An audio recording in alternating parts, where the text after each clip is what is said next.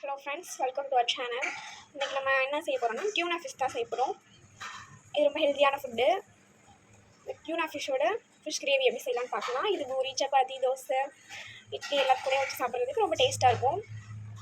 உங்களுக்கும் கிடச்சிச்சின்னா வாங்கி ட்ரை பண்ணி பாருங்கள்.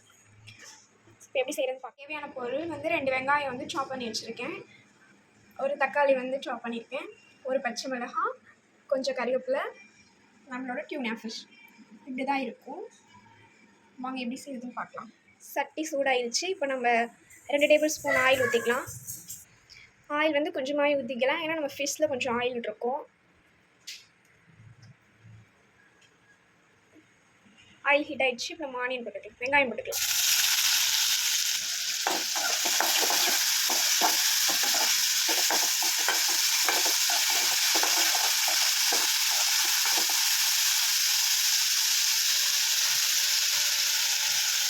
ஆனியன் நல்லா வதக்கி கண்ணாடி பதம் வந்தோட்டையும் நம்ம 2 டேபிள் ஸ்பூன் இஞ்சி பூண்டு பேஸ்ட் ஆட் பண்ணிக்கலாம்.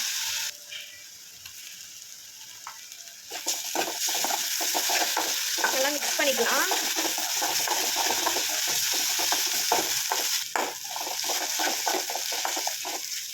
இஞ்சி பூண்டு பேஸ்ட்டு பச்சை வாட்டை போனோட்டையும் நம்ம தக்காளி ஆட் பண்ணிக்கலாம்.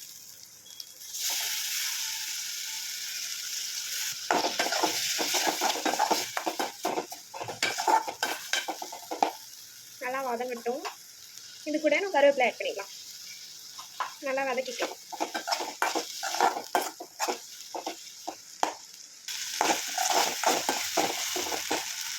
இப்போ நம்ம ஒரு பச்சை மிளகாய் ஆட் பண்ணிக்கலாம்.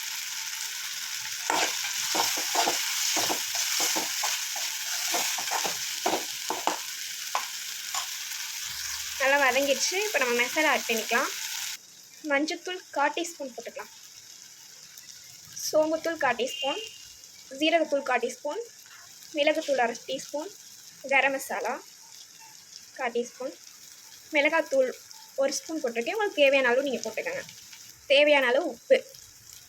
இப்போ எல்லாத்தையும் மிக்ஸ் பண்ணிடலாம்.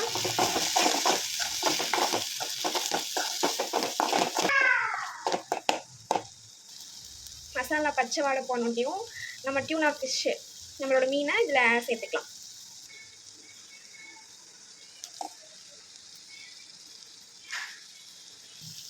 நல்லா மிக்ஸ் பண்ணிடலாம்.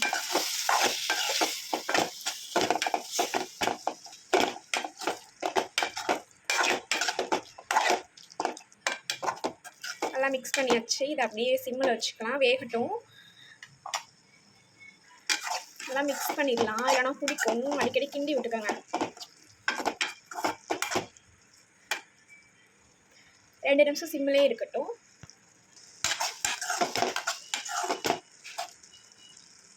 நல்லா வெந்துடுச்சு. நம்மளோட டியூனா ஃபிஷ் வந்து ரெடி ஆயிடுச்சு.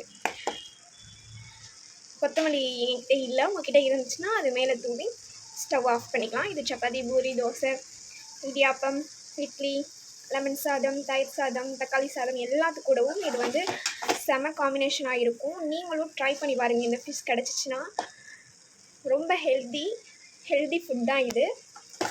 என்னோடய வீடியோ பிடிச்சிருந்துச்சுன்னா லைக் பண்ணுங்கள், கமெண்ட் பண்ணுங்கள், மறக்காமல் இந்த வீடியோவில் இருக்கும் ஷேர் பண்ணுங்கள். மறக்காமல் என்னோடய சேனலை சப்ஸ்கிரைப் பண்ணுங்கள்.